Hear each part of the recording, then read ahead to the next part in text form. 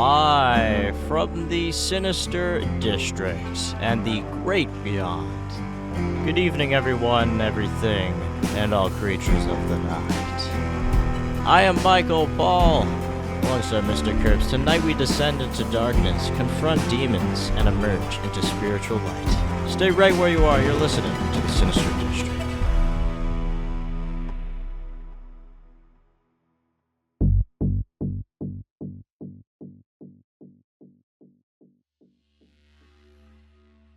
Well, hello, ladies and gentlemen.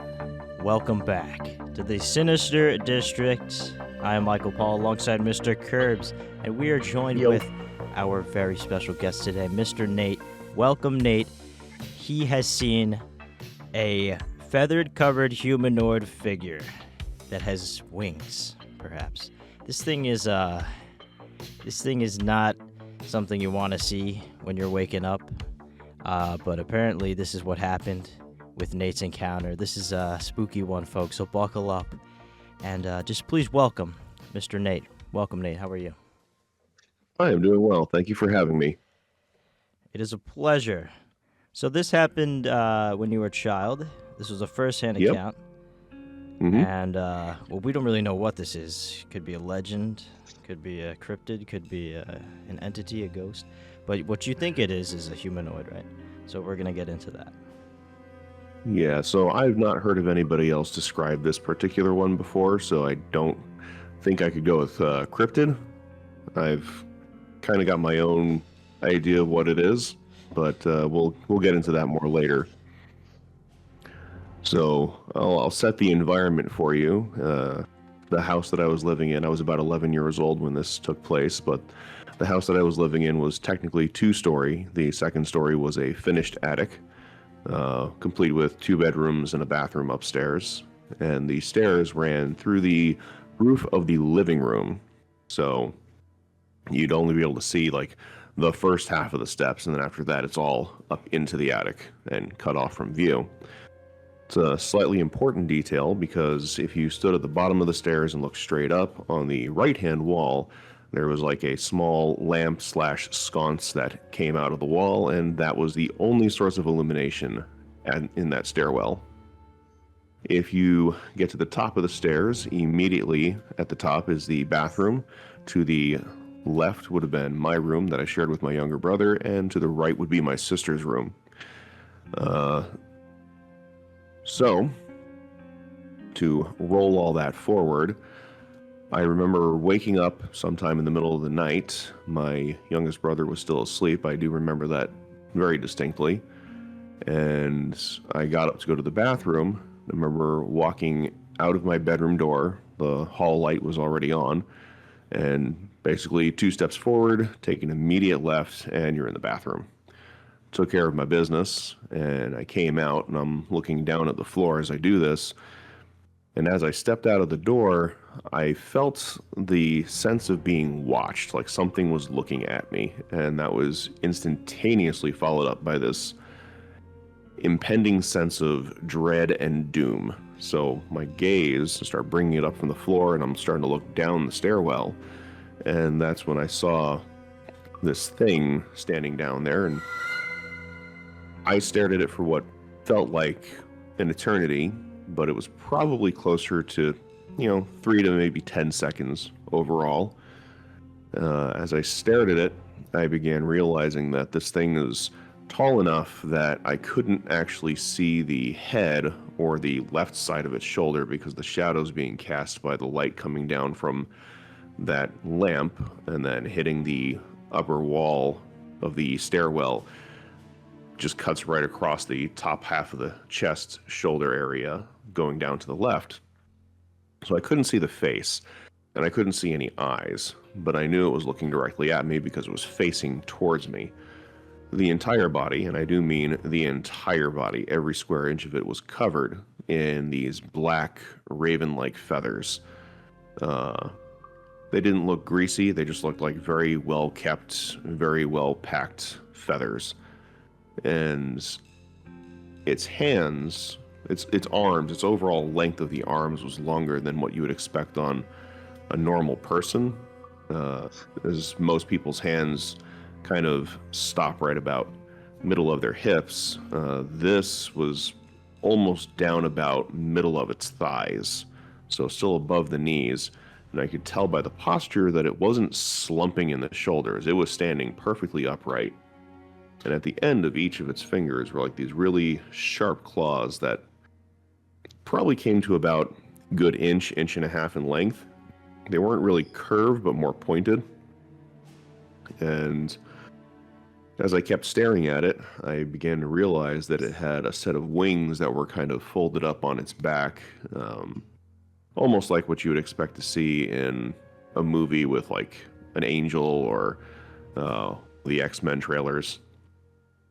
And as I stood there staring at this thing, my brain trying to process what it is I'm looking at, it raised its right hand up the stairwell toward me, palm up, and then curled its fingers in this sort of a come along or come down here motion. And it was at that moment for all intents and purposes, my brain just kind of stopped processing anything, and I think my legs kind of just took over, because next thing I know, my lower half is turning in the other direction and running back into my bedroom while I'm still looking down the stairs. And I slammed the bedroom door. I ran back under my covers. Brother was still sound asleep. And I remember pulling the covers over my head and just holding my breath. Like I'm absolutely not breathing. My heart is pounding in my chest, and I am listening for every and any sound that I can possibly hear, because the stairs that we had were fairly squeaky. And unless you put in a concerted effort to really make sure you stepped on the outside edge of each stair, there would be squeaking. So you always knew when somebody was coming up or going down, even if you didn't see them. And I didn't hear a sound the whole night. Kept holding my breath until my lungs were practically burning, and then finally I remember exhaling and then breathing in, and I still heard nothing. And I just remember laying in bed under my blankets until I finally passed out. Woke up in the morning and went outside my bedroom door slowly, cautiously, and obviously looked down the stairs, and there was nothing there to be seen. And I didn't tell anybody about this because, when you're dealing with parents, they're just going to say, oh, you just had a bad dream. Oh, you were just seeing things. Oh, maybe you were sleepwalking. But I knew for a fact I wasn't sleepwalking. That was 100% real, 100% something that I could see and understand. And I strongly believe that if I had actually gone down the steps towards whatever that thing was, I probably wouldn't be here today. But fast forward a number of years, and I think I've come to the conclusion that that was in fact a demonic entity and less just a cryptid. Oh my. Did it have like red eyes? No, that was one aspect I couldn't see. The shadow just kind of cut Right. across its upper torso, so there's no way to really see. Like, you could see the right pectoral region and some of the left pectoral region, but the shadow really fell down at an angle almost completely across that top right shoulder down to about the left elbow. Oh my. So,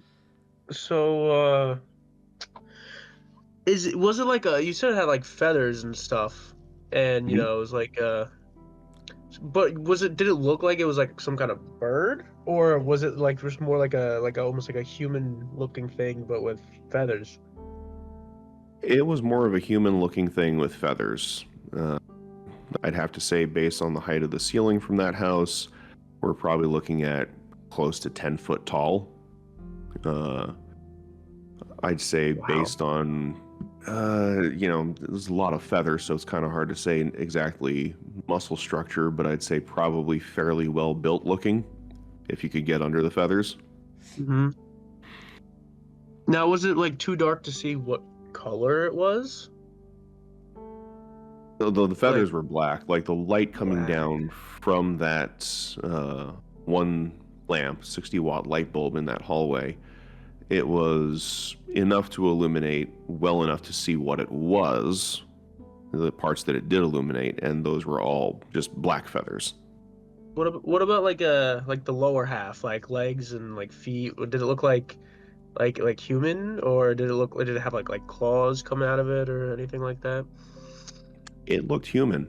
It was standing Human. close enough to the bottom stair that I couldn't actually see like toes, Okay. but I could definitely tell that it terminated in a kind of human ankle. And it had wings, Yep, like bird looking wings, or like yep, bird-looking wings. interesting. And that's Now, why he thinks it's a humanoid, because it's the human shape, yeah. but the non-human traits, which makes it Yeah, fit that something category. that sort of reminds me of, and I'm sure if you've like I don't know, like told anyone else's story, you might have heard this, but that does sound like similar in like description to like the Mothman. But do you think would be like anything like similar to that, or no? Because that's known for having like Michael asked, glowing red eyes. Like it's known for having those big red eyes. So. Yeah, that's one of the like I'm a huge fan of the Mothman stories. Hmm. That's one thing that it doesn't seem to have in common because everyone's description of Mothman was like basically no neck, kind of a shortish, squat head on Hmm. shoulders, with large red glowing eyes, Yeah. and no account of feathers. So that Yeah. it's one of the reasons why I said I've never heard of anybody actually describe this sort of thing before. Um, I do enjoy other podcasts that talk about the strange, dark, and mysterious, and various types of cryptids. And so far, I've heard some pretty wild ones, but nothing that even comes close to this description. Hmm. That Do is you, pretty horrifying. so what was your age? Did I get it when this I was occurred? I was 11 years old. 11. Hmm. Do you think maybe it had something to do with the shadows of the lighting? You know, I would really like to say it was, but I don't think I really can. And the reason I say that is because of an encounter I had with something that was more of a dog-like creature several months later. Oh. Well, how I'm just like, how do you think it could have gotten into your house? Like just on your stairwell like that.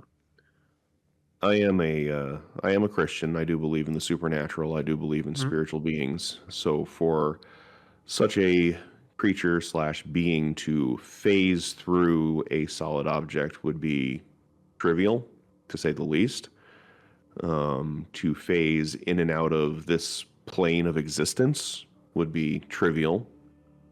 So for it to just materialize in that room without creating a disturbance or leaving behind an impression or any sign of entry really wouldn't be that much of a big deal for it.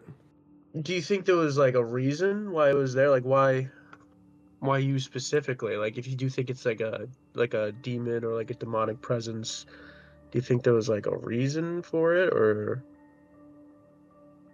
Looking back on it, I'd say yes.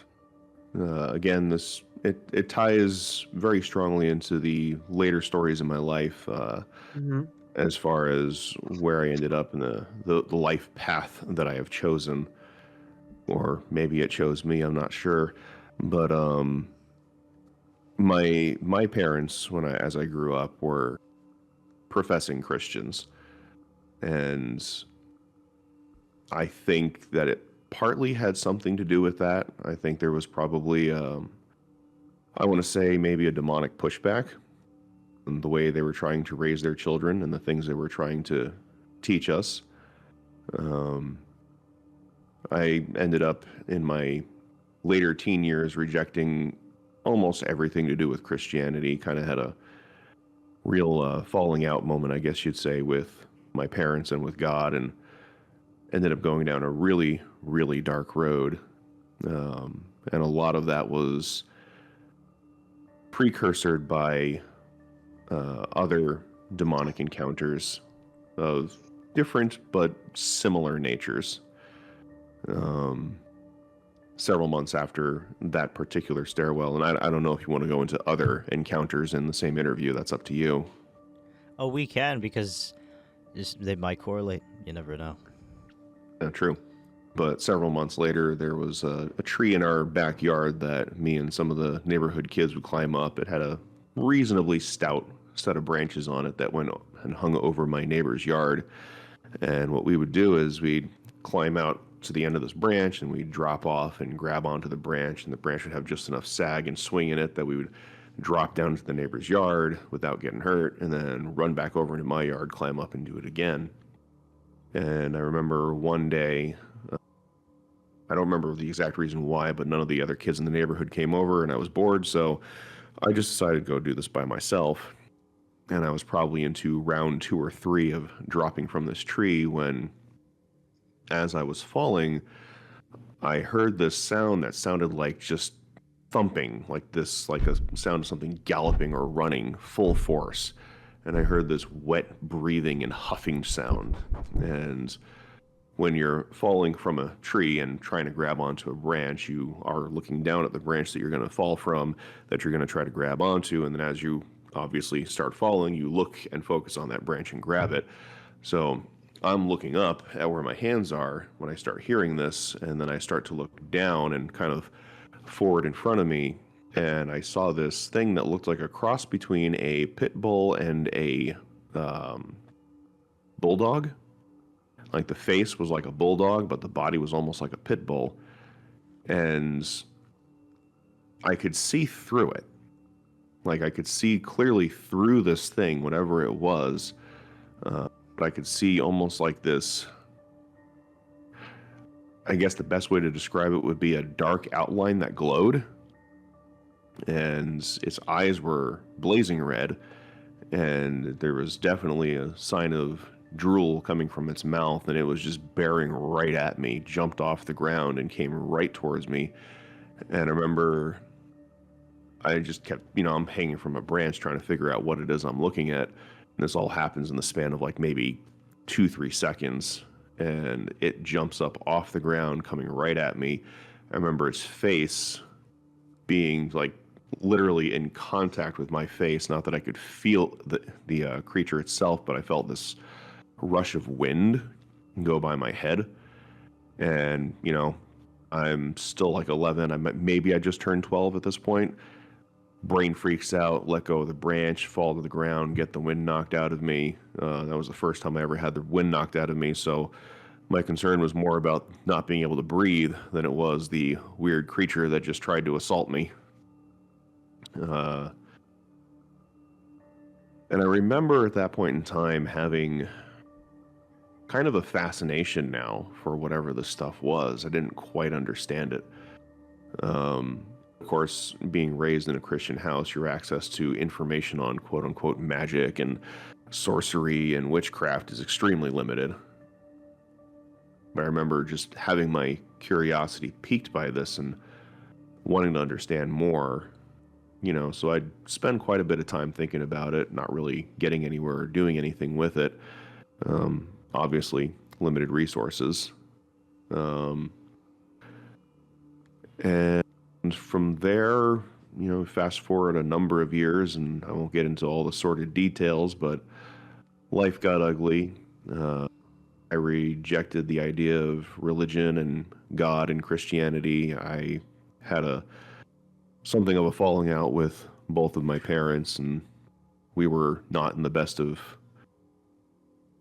terms of relationship. I'm about 17 years old at this point.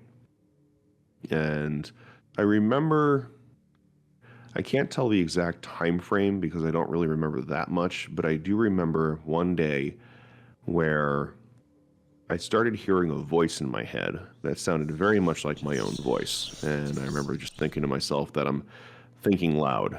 And that went on for a couple of months, and then there was a second voice that almost sounded exactly like me as well. And before too long, I had 3 different voices that were speaking to me in my head and, showing me these for lack of a better word, visions of things that I could be doing with my life and ways that I could have revenge on people and ways that I could control people and things that I could do to people to control them and keep them in fear. And yeah, I'm thankful that my parents did raise me the way they did, because it did give me a bit of a strong moral background to not just go along with all these intrusive thoughts. But I do remember after I'd actually hold conversations with these voices. It was an actual back and forth exchange with all three. So it wasn't like, the voice tells me something, I say, shut up and go away, and the voice keeps talking. It was, voice tells me something, I would ask a question, the voice would respond. And then one of the other voices would chime in and say something different or agree with one of the first voices. So you're having auditory hallucinations. You're talking to yourself in your head. From the outside perspective, yeah, it would look like that. But, when you know something's not you. Right. That's kind of where it was at that point. I knew what I was hearing wasn't me. It took me a while to figure that out, because, like, when I first started hearing these voices, I just kind of ignored it. It wasn't until, one day after several months, I actually started responding. Like, I remember saying something to him, and it responded to the question. Oh, what did it say? I remember asking, "Who are you?" And it said, "We're your friends." Oh. Oh. Well, that's the fact that it said "we're your friends." We're. Yes, not I, but we're your friends. We're. Oh my. So that's, rather than have the good sense to go tell an adult and be like, "Hey, I think I might have problems," I continued to entertain these voices, and eventually they had, because I wasn't willing to go down these intrusive thoughts, we'll call them, the pathway of these intrusive thoughts, and engage in the violence that they were constantly encouraging me to do. I'd say probably in the last 2-3 months that these voices were with me, they began to just encourage me to commit suicide. Really did a number on my self-image, my self-value, my self-worth. Really had me believing that there was no reason for living, and they had me convinced to the point where I was actively looking for a reason to live, for a reason to go on, and I could not find anything.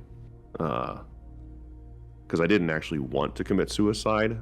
It was just their persistence was so intense that I didn't feel like there was another choice. How often were these voices? Were they like every day, or? It was nearly every day. Oh wow. It was, if I was awake, it was nearly every day, and the entire time I was awake. Was it telling you to hurt others or just yourself? Oh, it was telling me to hurt others. Hmm. That's how it started out. And again, like I said, my parents did a good job raising me, at least, so I didn't hurt others, thank God. But after close to a year of them trying to encourage that sort of behavior and that sort of mindset, and me not being willing to give in, that's when they switched tactics to hurt yourself. And you think this was like a demonic presence? I'm fully convinced of it. How did they stop? So that all came to the head in April of 2009.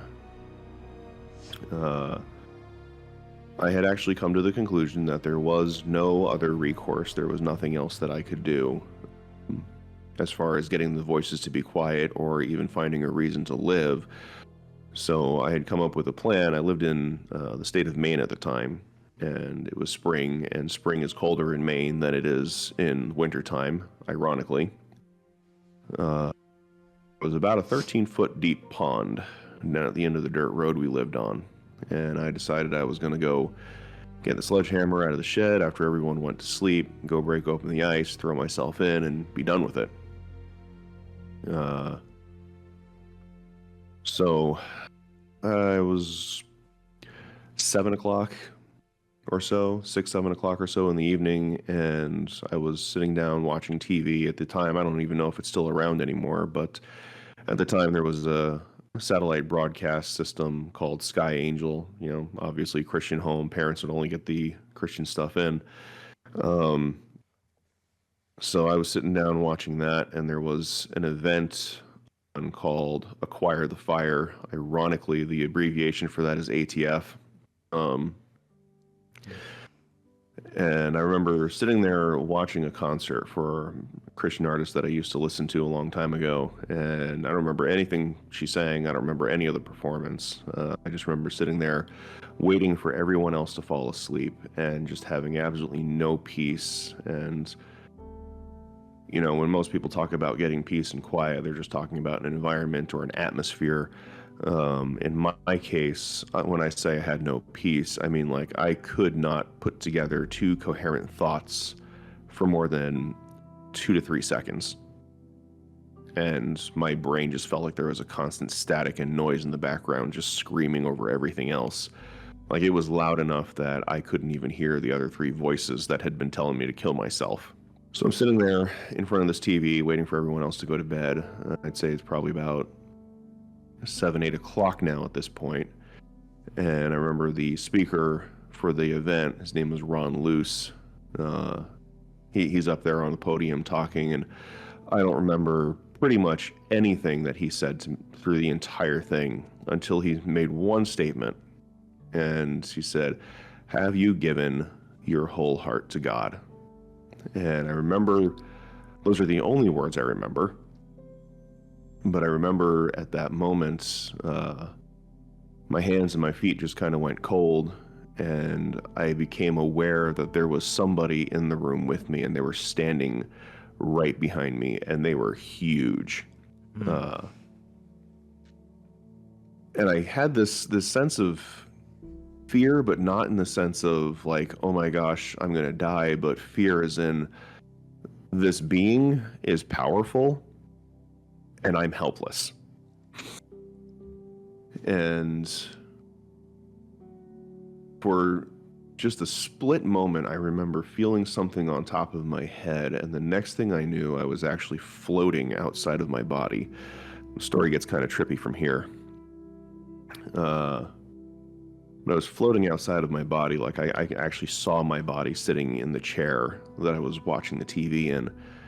And you've heard people say that they've seen their life flash before their eyes. And in my case, I literally watched my life play out in front of me like a film at high speed. And it was just a showreel of everything I had ever done. Everything I had ever done to try to get control over my life, every time I lost control over my life, the different choices that I made, where they led me, how they got me to where I am.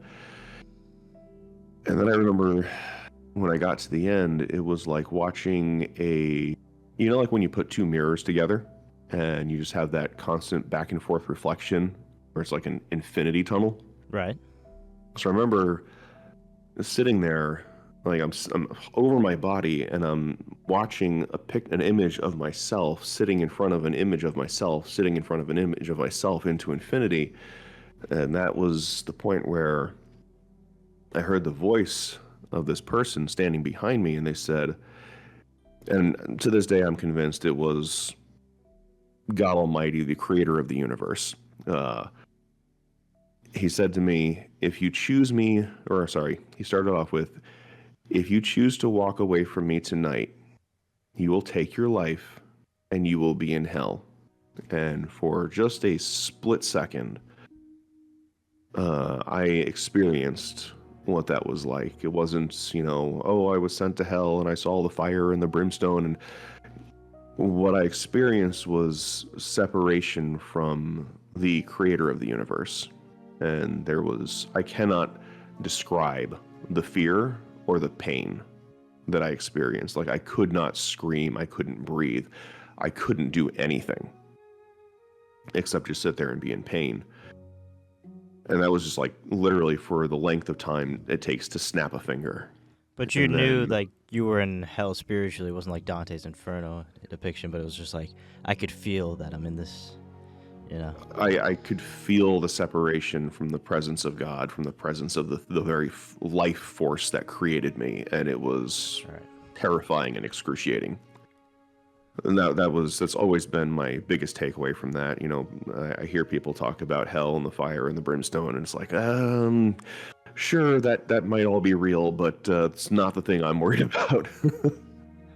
Well, that's got to be more intense than the winged thing you saw, the humanoid. If you're saying that is, Oh, you felt like hell. way more intense, and it gets even crazier from there. Because immediately after that, you know, he said, I hear this voice say to me again, if you choose me tonight, I will give you everything that you have been looking for. Peace, hope, love, acceptance, joy. And again, just for like the length of time it takes you to snap your finger, I got to experience all of that. I'm still alive today, so I think I made the right choice. And I remember, like, I'm a little weird in this respect, because I remember at that point figuring, like, you know, maybe my parents weren't the best of Christians, maybe they didn't model things correctly, but whoever this God is who just snapped me out of my own body and put me back in and showed me heaven and showed me hell, and maybe he's actually got my best interest at heart, maybe he actually wants something, and maybe I need to make things right with him at the very least. And I remember running up into the bathroom and getting into the shower. I don't know why the shower, but that's where I went. Maybe some sort of symbolic cleansing, I guess. And I remember just bawling my eyes out and thanking him for that intervention and thanking him for taking an interest in me. And I literally in that moment felt arms wrap around me and hold me up off of the floor. My feet were actually suspended off the floor. That's my first and only anti-gravity situation. Oh wow, I've had a similar case actually once. I know how that feels. The presence of Jesus or God, or you know, Yeah, it's really something you can't explain it. It's really uplifting. it is, literally in that case. But from there, there was a number of others. It was almost as if the demonic activity increased after that event. And it always felt like they were kind of sending the message of, you escaped us, but we haven't gone away. Right. And I think the next encounter was, it's interesting and it bears relevance just because of something that would happen later in my life. But I remember sometime after that event, it was probably a couple months, that I want to say it was a dream, but it was one of those dreams where it just feels so real that you wonder if you've had an out-of-body experience. And in this dream, I remember fighting against these 3 demonic entities, and I recognized all 3 of their voices. And I remember just being absolutely intimidated in this dream until, again, the presence of Jesus shows up and he says, "Don't worry, I have your back." And I remember fighting each one of these guys and just absolutely messing them up and kicking them out. And it was interesting because I knew the voices, and because it was the first time I'd actually seen a physical form for each voice. These were the voices from your head. These demonic figures that you saw. Yes. Oh wow. Yes, they were. Do you think it correlates to the feathered humanoid thing you saw, or the other dog thing? I think they were probably connected, but they weren't the same. Like same beings, same demonic entities in the same realm, but not necessarily the same exact ID. Right. but probably 12, 15 years later, I'd be sitting down watching Facebook Reels with my now wife, and there was a security camera footage, and it was, a little grainy, but it was still pretty legible as far as what can be seen. And there's this guy who gets attacked by a mugger, and the mugger grabs this guy, pushes him to the ground, tries to get his backpack. The mugger has a knife, and you just see this shadow creature come up out of this man that got knocked down. And I see, as I'm looking at this creature that's moving around, like apparently the mugger can see this creature, and he goes running off when this creature takes a swipe at him. And I'm looking at the creature, and I just pause the video, and I'm staring at it. My wife's like, "What's wrong with you?" I said, "That's one of them." And she says, "What do you mean one of them?" I said, "That's one of the guys that I fought. That was one of the voices in my head." It's like, I don't know if they share similar forms or shapes, but that looks exactly like him. Wow. It's crazy. It was an absolutely wild ride. I just remember being absolutely floored by that one. Wait, so the voices went away after you like got rid of them in your dream? Yeah, dream, vision, whatever it was, out of body experience. I don't really know how to explain that one exactly, but so I'd say at the moment of my salvation moment, we'll call it, is when the voices stopped actively having a participation in my head. I guess I could say that after that there was the lingering presence, like you kind of knew somebody or something was there, even if you weren't hearing from them or getting communication. Kind of like when you know somebody's hiding in a room but you don't know where they are. It was at the point that I had this dream / vision / out of body experience where that sense of the presence was gone. At that point, it was just totally gone.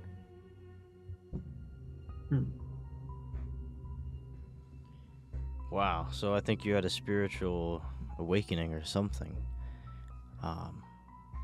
You've seen nothing since. Nothing since. Nothing as far as voices inside of my head, no. Right. As far as current stuff goes, I can say that things as far as demonic encounters have definitely gone down to just about non-existent. Well, that's pretty good. Oh wow. Yeah, that's always a plus. Do you go to church a lot now? Are you very spiritual? Well, so as you commented before, I have a voice for radio, as I've been told before as well. At one point, God did tell me to start a podcast, and I started one, ran that for about 2-ish years before he said it was done. But yes, I'm active in a church. I ran a biblical teaching podcast for about 2 years. One of my favorite pastimes is to study the scriptures, break them down, and present it in a way that's teachable and understandable by anybody, so that it's something that you can actually apply to your life, and it's not just this mystical script that you can't understand and is inscrutable. Oh, I love that. Very nice. Because I really that's probably the most exciting thing for me, and then right after that it's DIY projects. Do you don't do this podcast anymore, right? I don't. Would you like every to share once in... Oh yeah, absolutely. It's Gospel Nate. I believe it's still up on Spotify. It's a little hard to find just because there's other guys on there that have Nate in their podcast name and it shows up first, but mine is Gospel Nate. All right, the tagline is "Good news coming." There you go. We'll link it in the description. Go check it out. That is beautiful. We will check that out. But wow, your story, it's very positive. You went from a dark place and you totally turned your life around. I hope you're proud of yourself, because that isn't easy.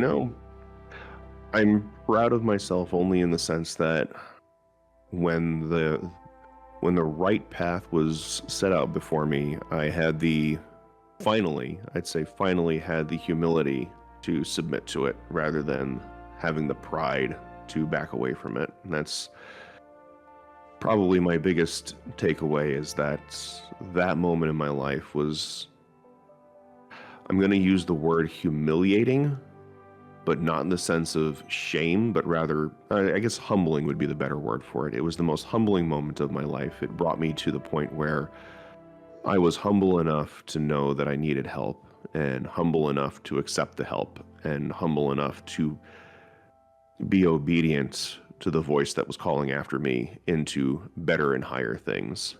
Because I can honestly say that if not for that obedience to the voice of God, if not for that obedience to Jesus Christ, I wouldn't be here today.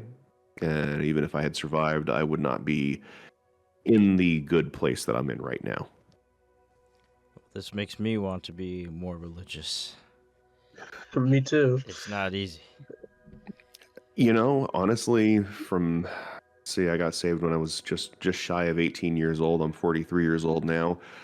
I've had my ups, I've had my downs, I've had times where I go backwards in my faith and my progression. I've had times where I make leaps and bounds in it. The path forward and the path to following Jesus is not necessarily an easy one, but it is a simple one. And it always just comes back to being obedient to what he calls you to.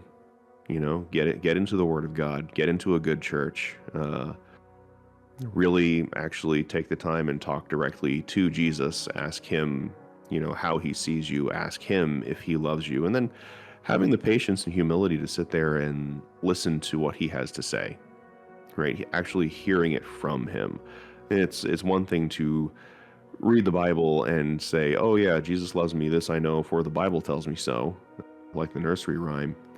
It's another thing entirely to actually hear him speak to your heart, even if it just shows up in the sense of just knowing that he's smiling at you. That's still an I love you as far as he's concerned. And that changes literally everything. Is there any other times where you heard like the voice of God, or? Oh, well, there was this one time. There was this one time with this young lady I had a crush on years and years and years ago. I was still single as a Pringle, and I remember I had just gotten, saved, just gotten out of all this demonic stuff. You know, I'm totally reveling in my newfound spiritual faith and growth and freedom. And I meet this girl, and she is getting into witchcraft. And I am head over heels for her, and I'm just totally interested in her. And I'm trying to figure out ways of like trying to interact with her and trying to, have more to do with her. And I'm working a graveyard shift, and I'm just sitting there trying to figure out like excuses to spend more time with her and share the gospel.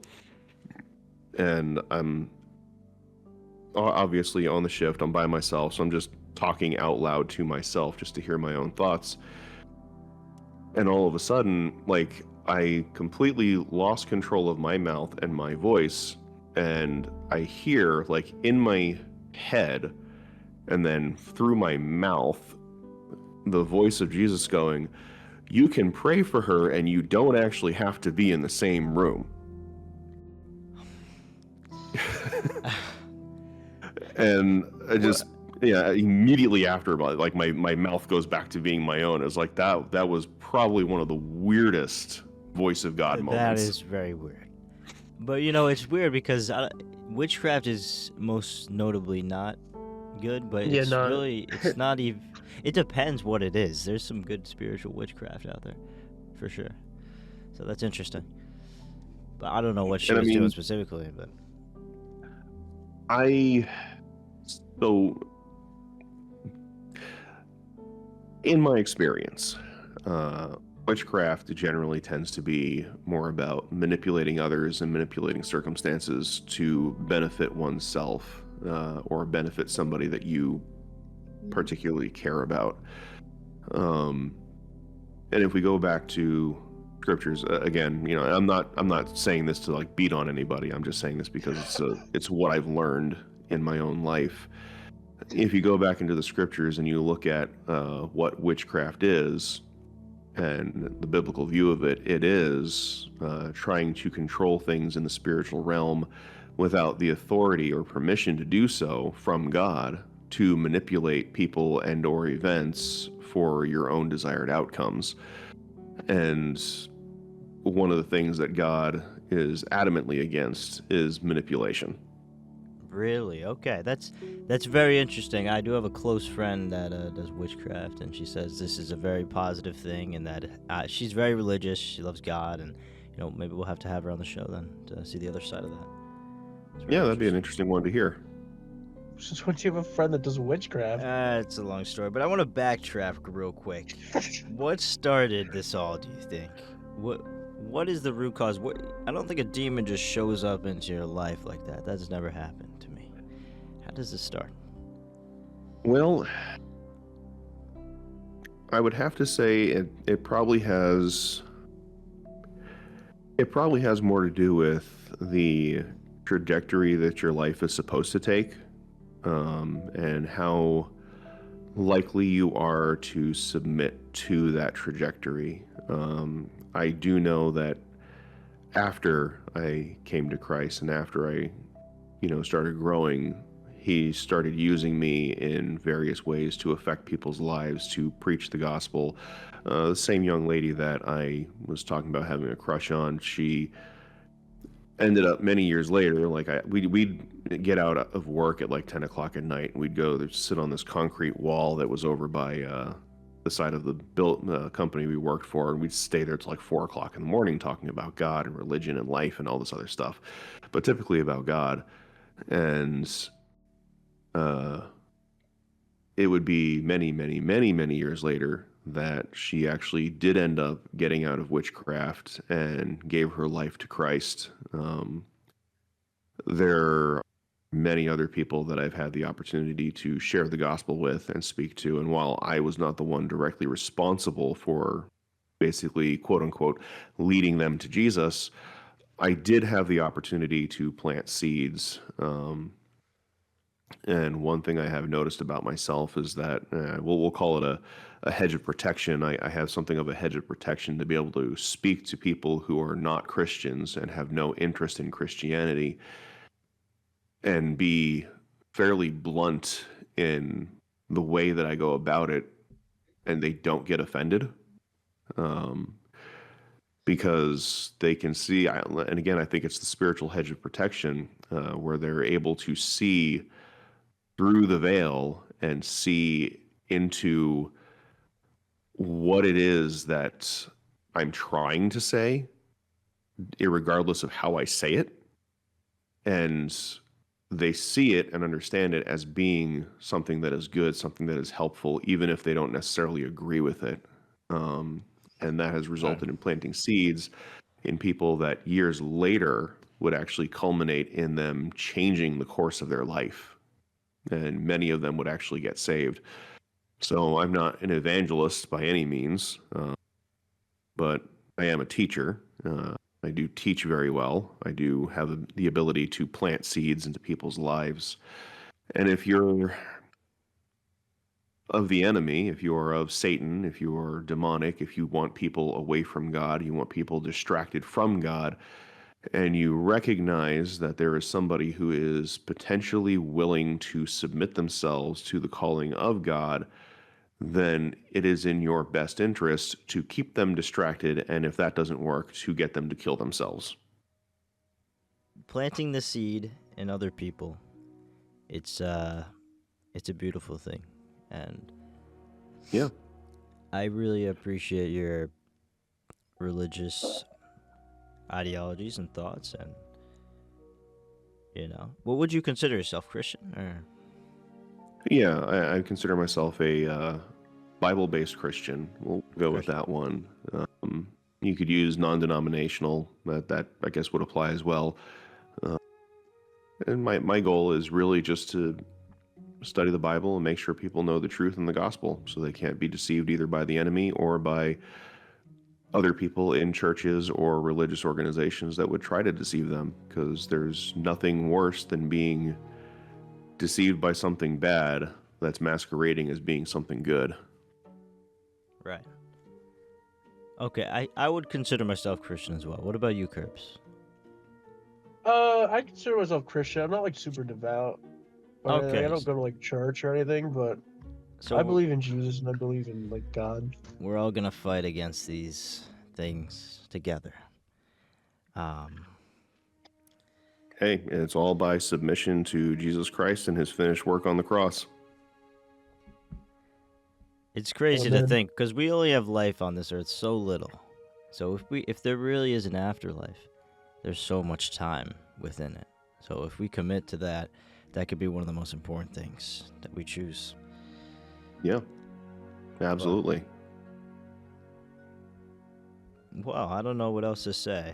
Do you have any thoughts on these encounters, Curbs? No, I think everything was said.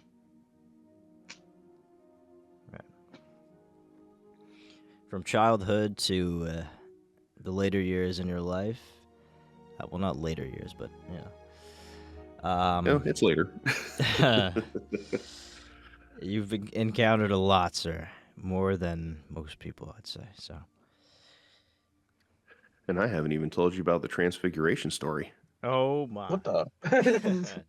We'll hold that thought. You've experienced more than I think any other guest we've had on. Hold This that started thought. as like, what was it like the bird humanoid thing, and then you're Right. like, well, there's also a dog, and there's also demons. Oh my. And then there was the homeless guy that literally transformed into a demon right in front of my face. Well, hold that What? thought. We're gonna take a break. I need a drink, and we'll be right back, folks. Stay tuned.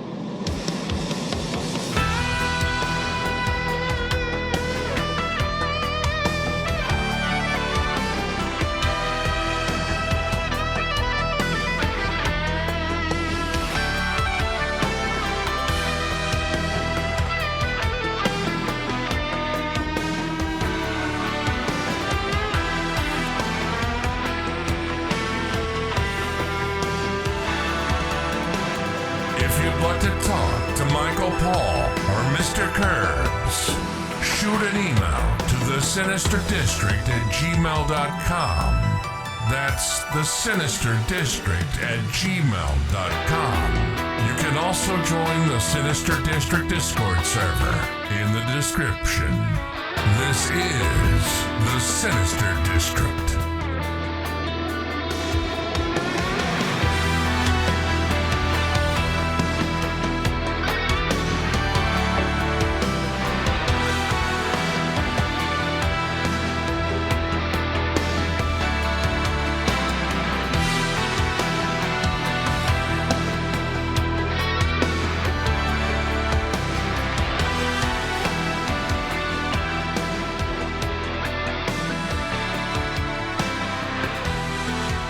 Back.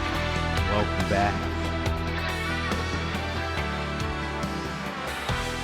With Nate, he's going to continue his story on the homeless transformation. Yeah, so this took place about the same time that I was working at the same business with the same young lady that I had a crush on. And she was going to the bathroom. We both worked on registers. She went to the bathroom, and there was this homeless guy that would come in on a fairly regular basis. I'll change his name to Paul.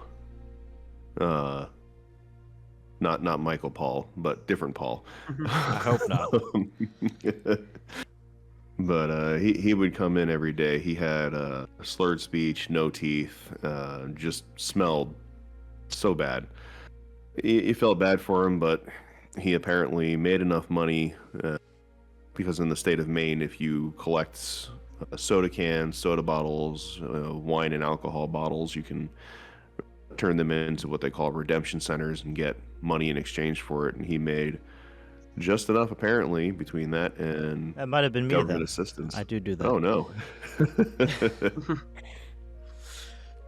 But made just enough on government assistance and that to keep a roof over his head, but didn't have running water. So there was that. But he'd come in all the time, and you could tell he wasn't quite all there. But he was friendly enough. I remember one day standing at the register, coworker goes off to use the restroom, and I just had this sense of there's something coming. There's something coming up from right behind me. And to set the stage, the front of this convenience store, it's all glass windows, glass doors, the whole 9 yards. You can see right through as soon as you turn the corner from around the street. And register 1, which is the register I was assigned to, was right up against the window. So, you just turn to your left and you're looking outside. And my friend was at register 2, that was the next one over, and then there was register 3, which almost nobody ever used for some reason, and then you could get out onto the sales floor from there. And I get the sense that there's just something coming. It's ominous, it's big, it's for whatever reason, it's just uncomfortable, and I start smelling something. It just smells really bad, like rotten decay. And it's worth noting that the doors to the store were closed. It wasn't just sitting open or propped in, letting in fresh air or bad air, depending on your frame of reference. And Paul comes right around the corner, and he's standing right in front of the window, and he's got his black trash bag full of his cans and bottles and stuff. And I remember he looked at me and he smiled, and he reached down inside of his bag and he pulled out this big old bottle of some kind of strong liquor that was empty. So he was all excited because theirs are 15 cents a pop. You thought I was going to say a head. But no, it was some kind of a liquor bottle. And he's smiling big and wide, and he's all happy. And then, I kid you not, while I'm standing there watching him be all happy about this, it was like watching something phase through him and almost bubble through his skin to the outside. And it was just this grotesque, slimy, greasy looking demonoid creature. I can remember the details to this day, but I cannot do justice in the description. All I can say is, think of the most grotesque, horrifying thing you've seen in any horror film ever. This was worse. Hollywood has nothing on this. So this demon just crawled out of this man, Evil Dead style. Yeah, we're just totally just it was like it didn't. You know what? I'd almost equate the transformation to what you would see with Venom. Ooh. So it was kind of sort of almost similar to that, but more just kind of coming up and out of and enveloping this man. So it's just staring at me, it's holding this bottle of liquor in its hands, or in its hand with the trash bag in the other hand. It's looking right at me, and it's got just this grotesque looking smile with a whole, it kind of just holes for eye sockets. And then it felt once again, you see this stuff, it shocks you, you're standing there staring at it, it feels like an eternity. My skin felt like it was trying to crawl off my bones and hide behind my skeleton. It was just that grotesque to look at. And then all of a sudden, it's just I just see this thing slowly go back inside of him, and he walks a little bit further down the window pane, opens up the door to the store, comes walking in, comes right up to the register, and he goes, Nate, today's one of the best days I've ever had. I've got so many cans and bottles. And I'm like, you have no clue what just happened to you now, do you? And right then and there, just as he's talking to me about his bottles, my coworker comes out, and we'll change her name. We'll call her Melissa. He looks right at her and goes, Melissa, you need to listen to everything Nate says. This is baby Jesus right here, and he knows what he's talking about. And then he just turns on his heels and walks right out the door without saying another single word. And she just looks at me and goes, what was that? And I'm just like, I don't know. Oh, Paul. Oh. Wait, was this during the voices, or was this after? This was after. This was well after. This is probably nearly 2 years, 3 years after. Damn, so he just turned to a demon for like no reason. Yeah, and it gets even crazier than that. That very specific spiritual entity. Are either of you familiar with Mr. Ballin? But he tells the story of this woman that moved with her 2 daughters to, I think, someplace in upstate New York. Mind you, where this happened with me, I was in Maine. The story that he's telling happens, I think, in upstate New York, if I'm not mistaken. And they move into this house with like all kinds of satanic ritual stuff happen. There's pentagrams, there's Ouija boards, there's stuff etched into the walls. There's all kinds of evidence that satanic occult-like stuff happened there. And towards the end of the story, he's telling about this, I think it was the younger daughter,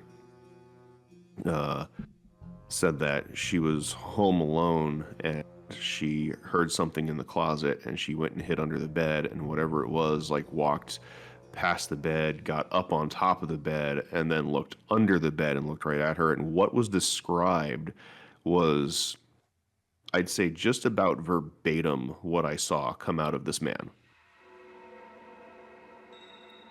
And the timing of the story, if I remember correctly, was almost exactly time-wise would have happened very, very shortly after I saw this manifestation. So that was pretty wild. It's just weird how some of this stuff just kind of keeps popping up, and like, oh, I know that one. Friend of yours? No, not really. I was just curious, like, how did that little girl survive? I'm guessing she survived that, or like. According to reports, she did. It saw her, but it didn't like do anything to her. Didn't drag her out of the bed or affect her. Just scared the ever-living snot out of her. I was about to say, I think I'd shit my pants.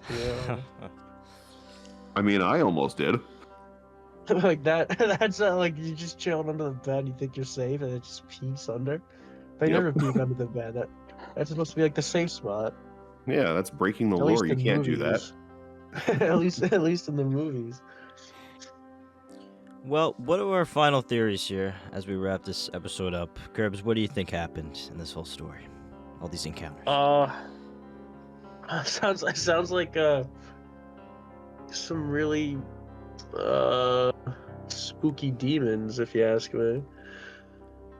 I really have no, like, usually we have, like, a lot of, like, I guess cryptid type stuff for the show, and usually I'm like, oh, it might be something like this, might be something like that. I don't really have, like, an explanation for this one. Probably it's just demons. No explanation 2 weeks in a row, Curbs, for you. Couldn't explain the Hat Man either. Oh yeah, the last one was a weird one too. Huh. Yeah, the Hat Man was a weird one. Yeah, I guess we shit, man, we gotta find someone who meets like Bigfoot again or something. we gotta do something simple next time. Well, out here in sunny Florida, there is the chance of always meeting a Bigfoot, so I will try my best to run into one. Me too. Probably not nearly as scary as Paul. Probably not. I'm gonna have to agree with you there. I think it's a demon. He said it for himself, and he had a spiritual awakening.